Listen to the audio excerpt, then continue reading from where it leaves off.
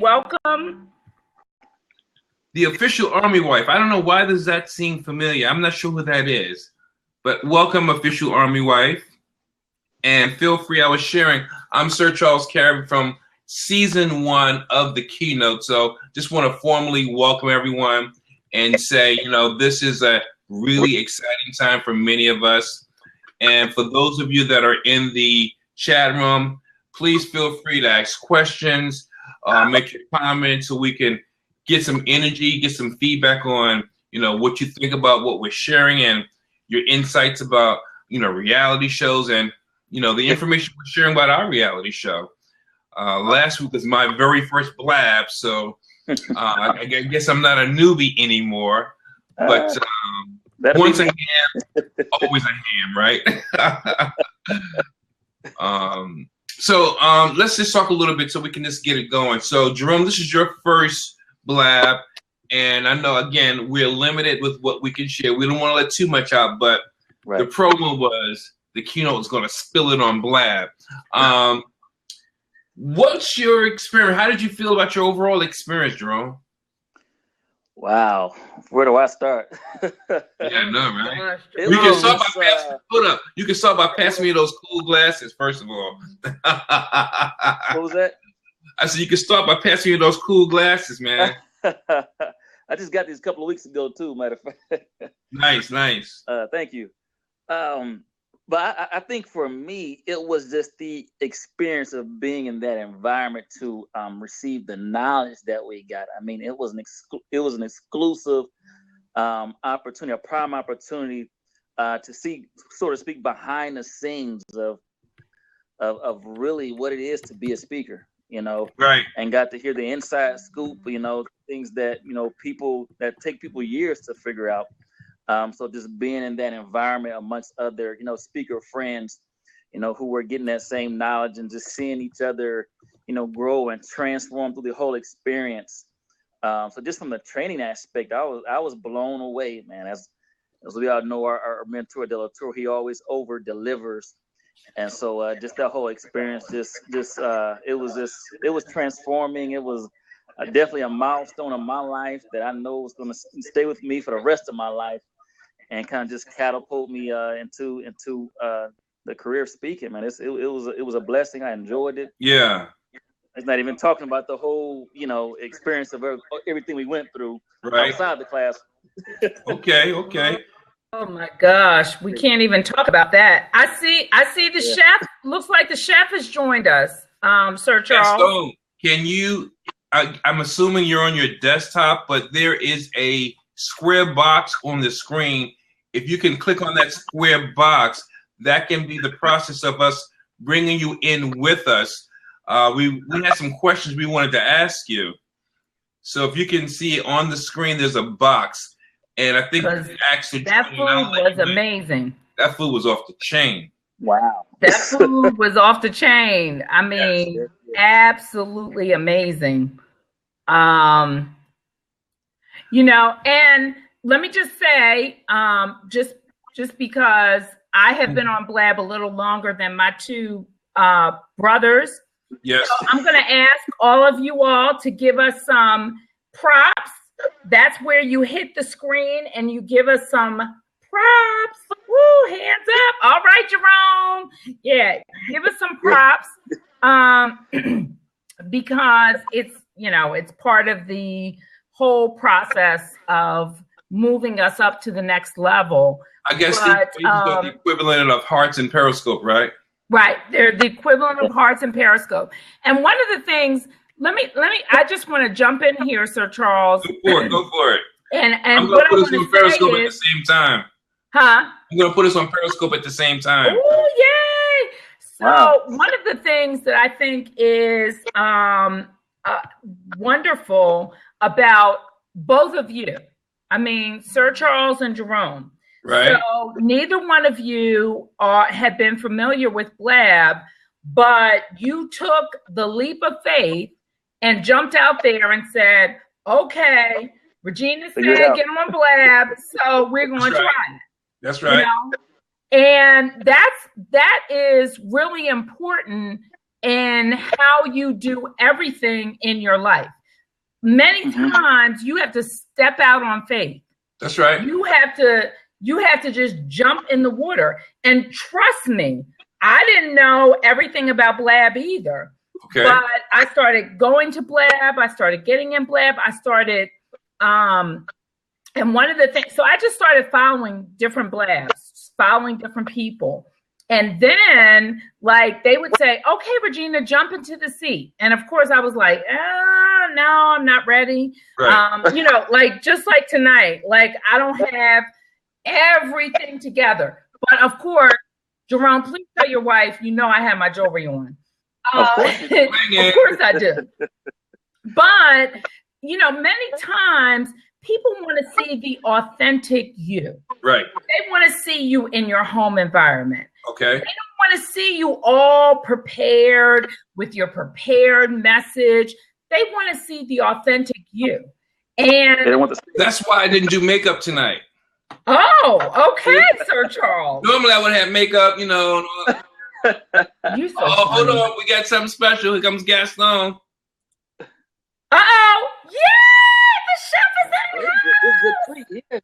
You got his picture of his food. I want to see his face. Can we see your face, sir? Can we see your face, chef? Oh, we gonna give you some props. Man, I'm telling you. He's trying to come in. Look, we could probably do a show just about the food alone. Oh my gosh. This might be the show, Sir Charles. Lord, because that food was serious. Let's go there, and then we'll come back before we wrap it up. We'll talk about resilience and how resilience relates to each of our scenarios, situations, and our personal feeling about that. There he is. Ooh, chef is in the house. Hey, chef. Hey, chef. Man, you got people than you. Can you hear me? Yes, sir. We can hear you. Loud and clear. Okay, this is new to me. So, chef, let me just tell you one thing. If you have some earphones, if you can put them in, we might not hear as much of an echo, but we'll work with it as we have it. But you have an echo now, right? A little bit, but not much. A skosh. So let me go see if my son has some in his room. Okay. Okay, because we got a couple of questions we need to ask you now. Okay, so do I just get up and leave? You can, but make it quick because we want to ask you some questions. We got a burning desire to ask a couple of questions. Okay. All right. Yay, chef! Now I'm going to reveal something that most people don't even know, y'all. Now I don't know if you're ready for this, and this really affects Jerome more than anyone else. Uh-oh. For some of you, you may not know that Jerome is half of the dynamic duo. I called him and his wife the dynamic duo when I first met them. And when they were about to make the decision, and he was about to make the decision to be a part of the cast for season 2, I had a discussion with his wife, and I was like, man, that's what's up. His wife was so excited for him. She told me, I really want this for my husband. And you know, that just like, I was like, wow. I mean, he doesn't even know I was going to say this. I never had this conversation. But to know that a wife or your partner, your significant other, wants something so bad for you and is willing to do whatever humanly possible to make that a reality, I just thought it was phenomenal to have that level of support. And when I found out in the longest of long runs that Jerome was going to be with season 2, I was so happy because his dream and his desire to move forward and be propelled in a big way, it became a reality. That was just strong for me. Yeah. Sir Charles, I had no idea so wait a minute. Before you talk, Jerome, let me just seal the deal on that. Okay. So when Della Toro McNeil spoke at the Tracy Lynn Jewelry Conference, Regina Clay was working Della Toro's table. And Sandra Scott came up and she said to me, she said, I really want to buy this for my husband. I really want to buy this for my husband. So, and I said, well, go for it. She said, I got to call my husband. I got to find out whatever. And I am. He did. And there we have it. And then from there, we went to FTX. But thanks for joining. And from FTX, later. There we ended up. Uh-oh, the chef is back, Sir Charles. Okay, that's fantastic. Sir Charles, when you're on Periscope, you got to mute yourself. Yes. I just wanted to let the people on Periscope know that we appreciate them joining, and I invited them to the Blab because I wanted to give my undivided to the Blab because this is the main platform for the evening. But thank you for that tip. Chef, how you doing, first of all? Can you hear me? Chef Gaston? Maybe not. Uh-oh. Can you hear us, Chef? You show me pizza. Can you hear me now? Yeah. Yes. Take these off. Okay. So you may have to hear my echo. That's all right. Okay. Well, first of all, we wanted to say we're glad that you joined the Blab. We just spilled a little bit of the beans talking about Jerome and his wife because his wife wanted him to be a part of this experience, this mansion experience, so much. I mean, it was really an emotional time. She shared with me offline, not offline, but sort of to the side as they were in the process of learning what it would entail, et cetera, et cetera, et cetera. She wanted him to be a part of it, so I was excited to know that he did have that opportunity and he took advantage of it. But we were talking about you also. Oh, really? We were talking about you before you got on because the food was a huge part of this entire experience. And not just to have food, but to have an actual chef, do his thing. I'm like, man, and for me, I didn't eat everything everyone else ate. So I was really feeling the love because for you, it probably was no big thing, but you were able to whip up certain things for me. And I was like, wow. And it was just great. It was just great, man. I mean, the desserts, the entrees, the appetizers, and on and on and on. So, that being said, we want to know for you, what was the experience like to be on a reality show, part of a reality show, and just to do what you did? So here we have 2 seasons here at the same time. Yes. And I had an advantage over you guys because I got a chance to be on 2 shows and seeing 2 group of people come in to enhance their skills. And I can tell you this, for me, it was grand because I actually, even though we were preparing the food, I actually got an earful from everybody on both seasons, which really, to me, was like going to a conference without having to pay. Oh.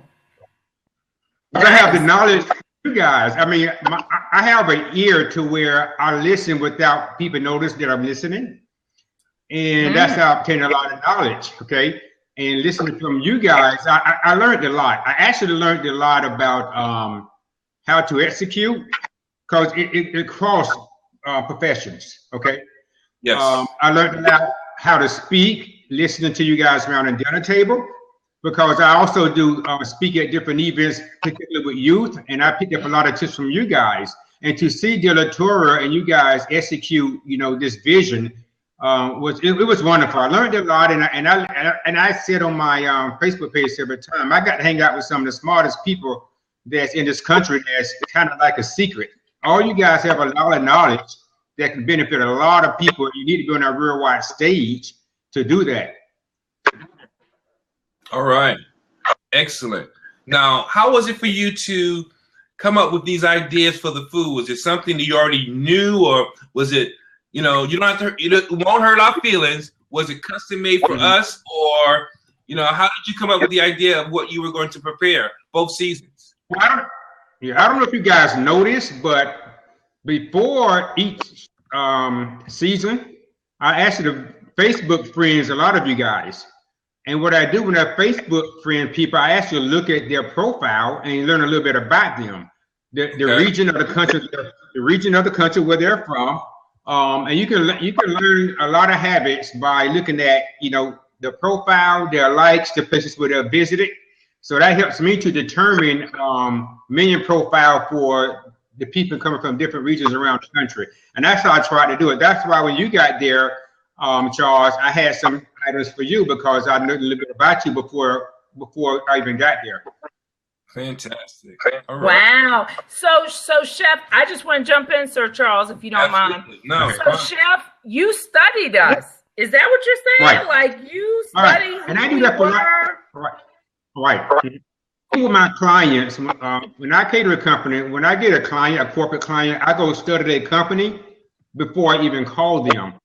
I'm on a conversation with them. I know something about them, even though I never knew anything about them prior to them requesting the bid. Wow. Well, that's fantastic. Jerome, you got any questions for Chef Gaston? For the chef, Jerome went to audio. He make more of a okay.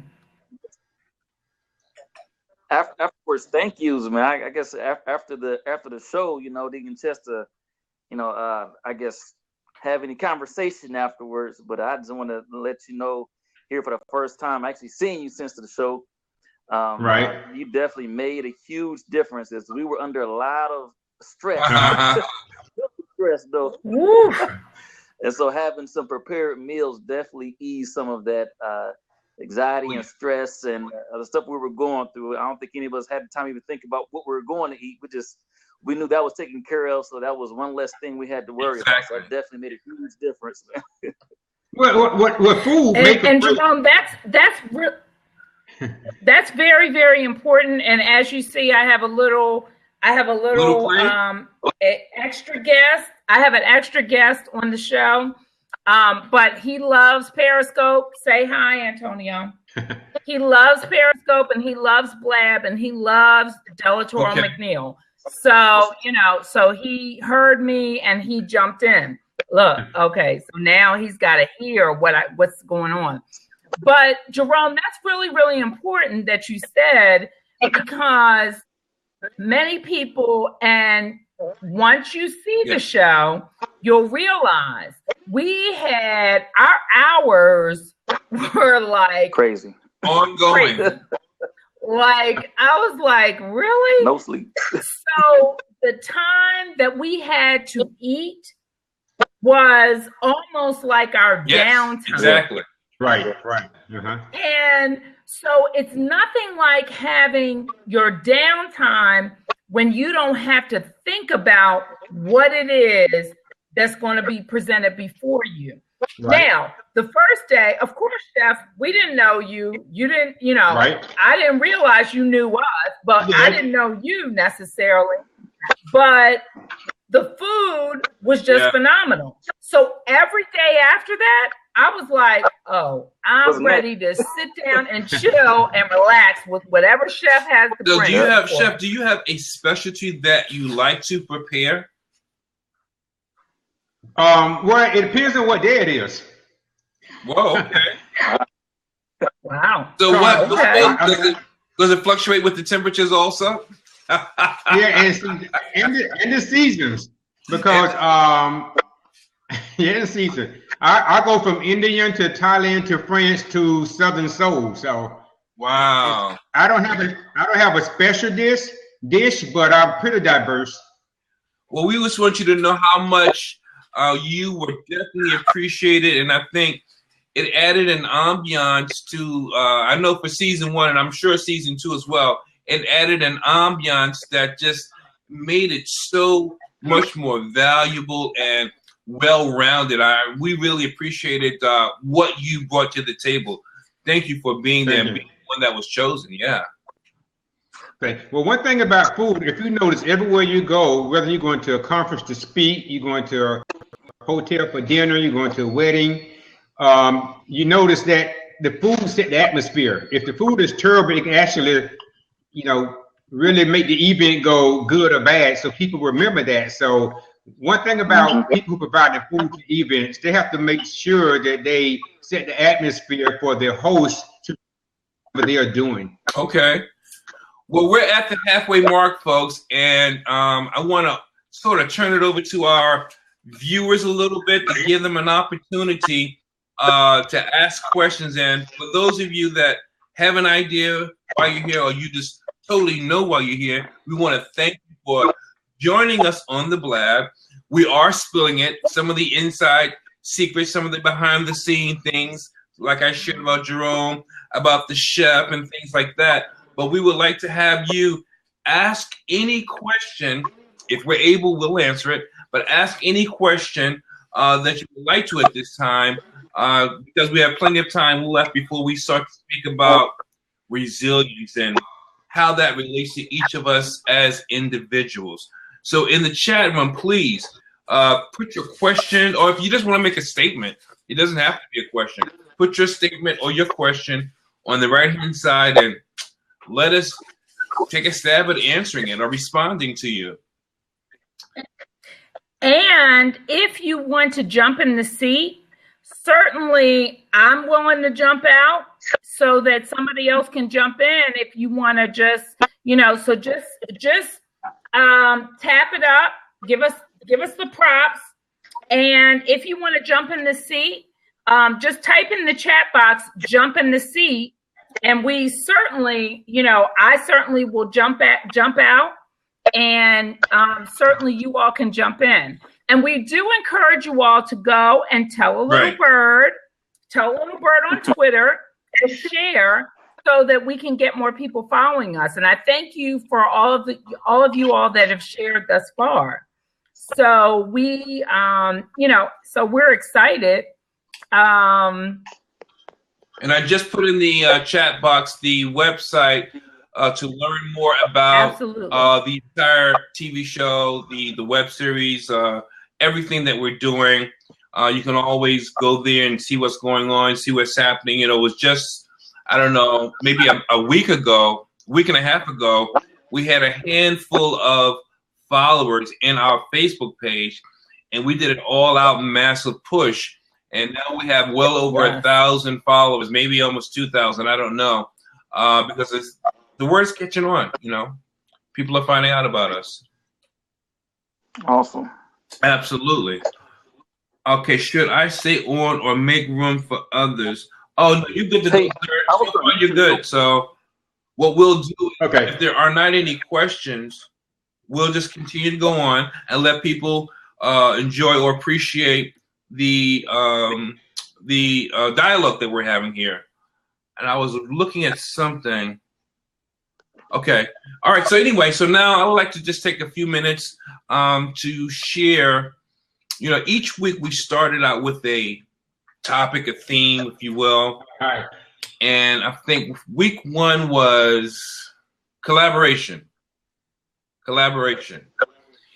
And I don't recall if Regina and I spoke about collaboration last week, but we spoke about that was the first week's theme. And for season one, there was definitely plenty of time for collaboration. And what we learned from collaborating at the mansion, for many of us, we were able to do that on our own. And when we left the mansion, week two, the theme was, somebody help me out. I wrote about it. Ooh, Lord. I wrote about it. Look. It was what? Collaboration. Wait a minute. Hold on. Look, I'm gonna have to look. But this week is about resilience, and I did a post this week, a blog.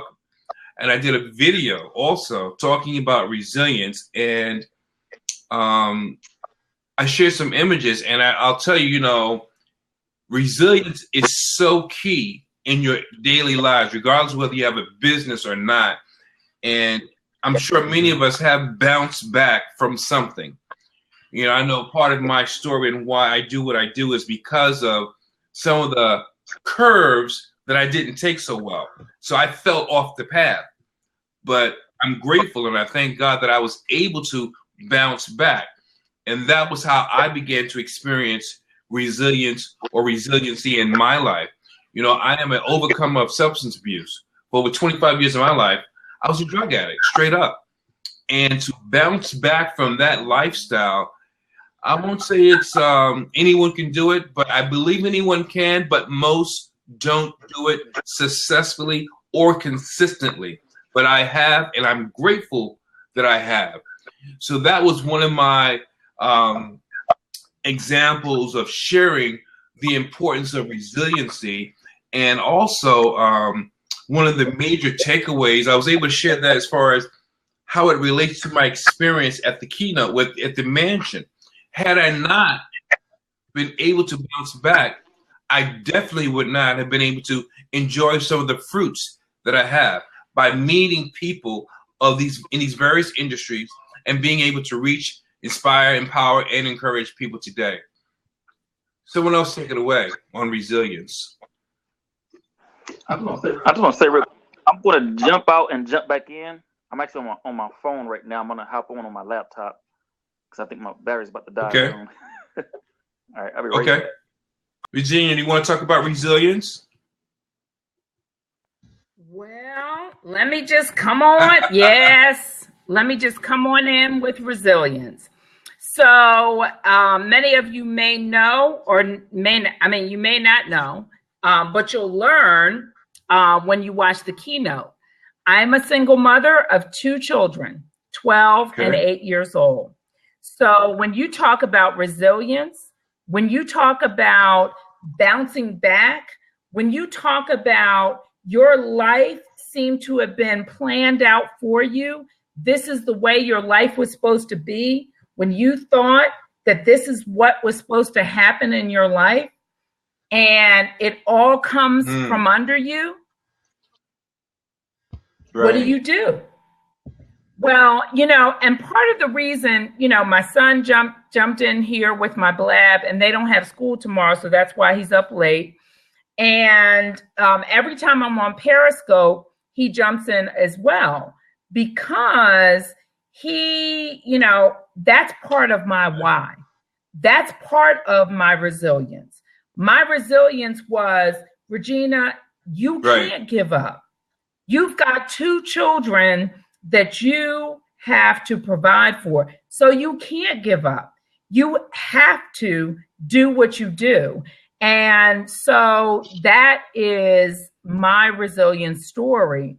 And resilience, and when I think about resilience in terms of my career as well, because I have always been connected to in the political world. So my jobs have always been like appointed positions that if the political realm changed, if a different person was elected into office, I could lose my job, right? So I have been in that cycle for almost 10 or 12 years.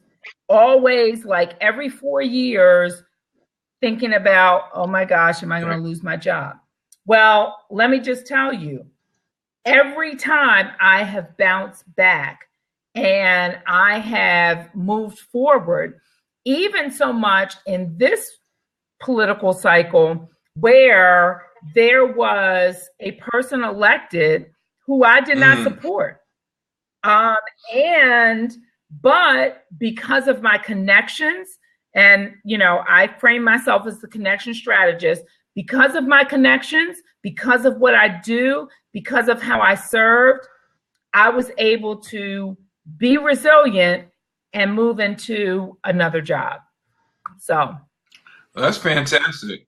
That's what I would have to say about resilience. Well, I'm going to get to the show. I didn't try to say everything, but I understand where you're coming from, because tomorrow is not promised to us, and we don't have power or control over many things. And just to be able to endure the challenges of the world today, to me, it's almost miraculous because you never see things coming.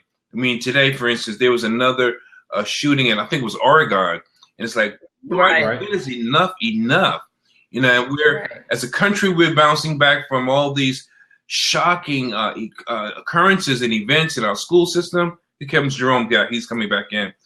And I mean, there's always something going on. So I understand our private lives are very special, of course, but you know, these experiences are tender and delicate to many of us.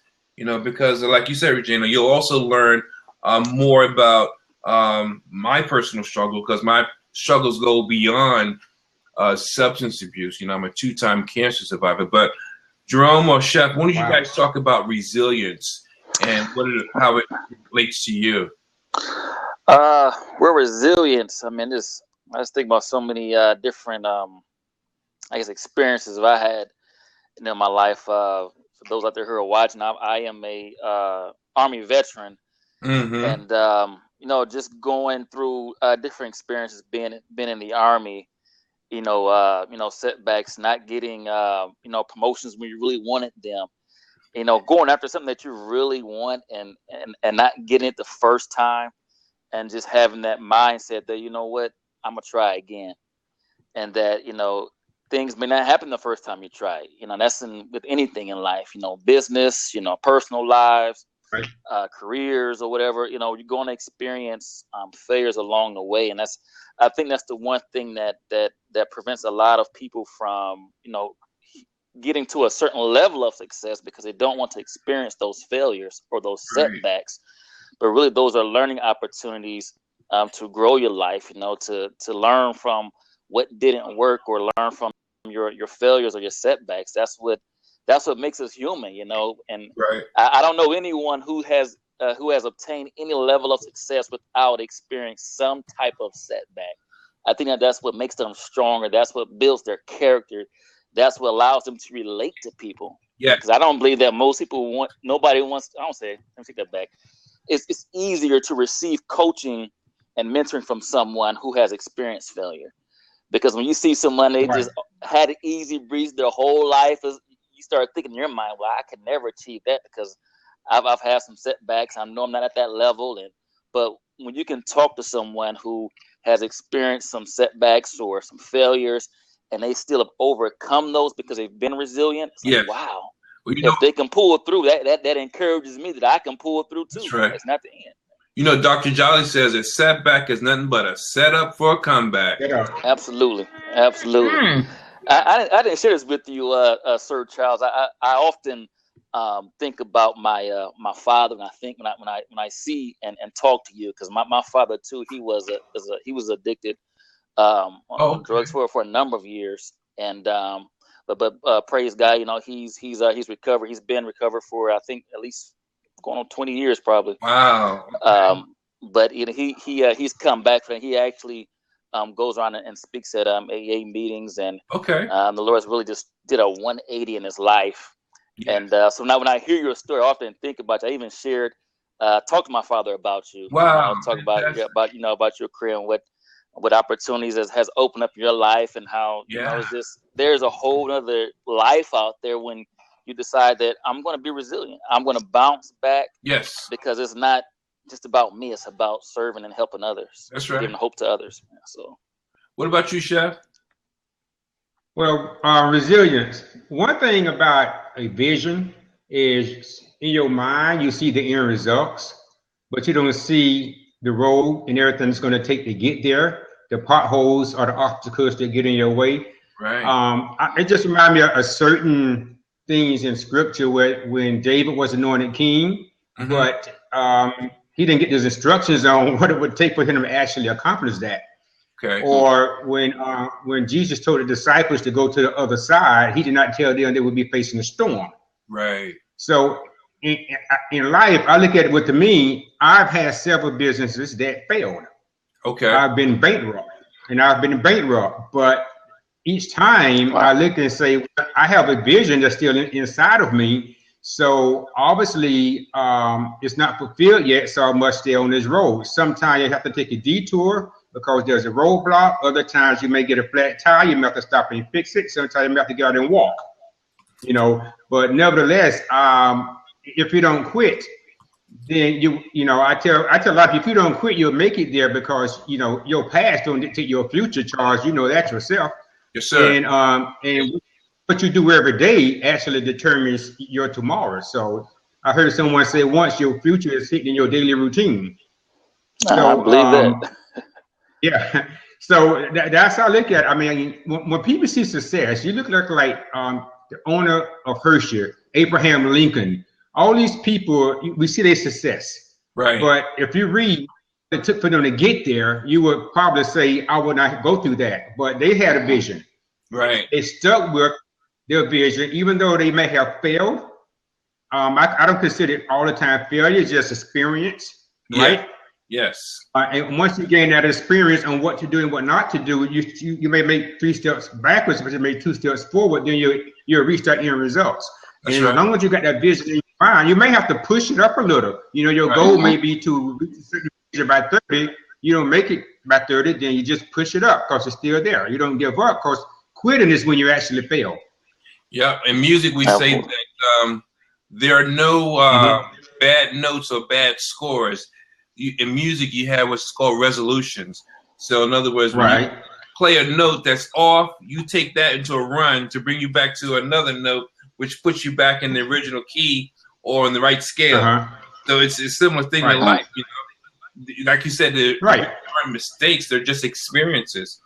We just had one half of the dynamic duo just joined us, and she doesn't know, and she didn't hear. I shared the experience that her and I had this sidebar conversation at the Full Throttle experience when her husband Jerome was getting ready to decide or prepare himself for this experience. And I just want to take a minute to ask her to type in the chat box a question or a statement, anything she'd like, so that we could respond. I didn't know she was going to be here, but I'm glad she's here. We'd love to get for us to respond to her. And until she does that, I want to say that, Regina's story, Jerome's story, Chef, your story, and of course my own story, I think that because of the information we just shared about our shortcomings, our failures, the hurdles in our lives, that gives us validity and credibility to go ahead and empower, encourage, and inspire so many others in the way that we do, in the way that we're capable of, especially because of this experience at the Keynote. So it's wonderful. And one thing about it, cooking recipes are developed off of mistakes. It takes several mistakes to get that perfect recipe. And in order to get that perfect recipe, you actually have to make mistakes. That's good. You probably could be a scientist then, huh? Well, I don't start a few fires. Okay. Regina, are you talking? I can't hear you. Who's that? Oh, Regina. You know what? I had put my phone on mute. Oh, I saw her put lips moving, but I couldn't hear anything. You saw my mouth move? Oh, look. Yeah. Talking. No, what I was going to say is that if Sandra Scott wanted to jump in the seat, I will jump out. Or she can jump in my seat. Well, actually, No. here. She got to jump in the seat. She got to. I'm jumping out. I'm going to let Sandra Scott jump in. Sandra Scott, jump in the seat. Does she? Well, you guys are the keynotes. I can leave. I happily jump out. Let's see, Sandra, you gonna jump in? She can hit the square in the middle of her screen, and then we could bring her on.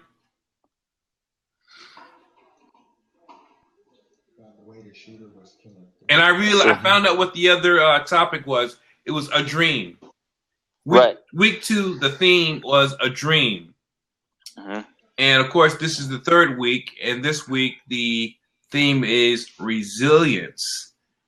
So just to let you folks that are listening and in the chat room, and those that will see this on YouTube and everywhere else, next week we will be talking about, periscoping about, chatting about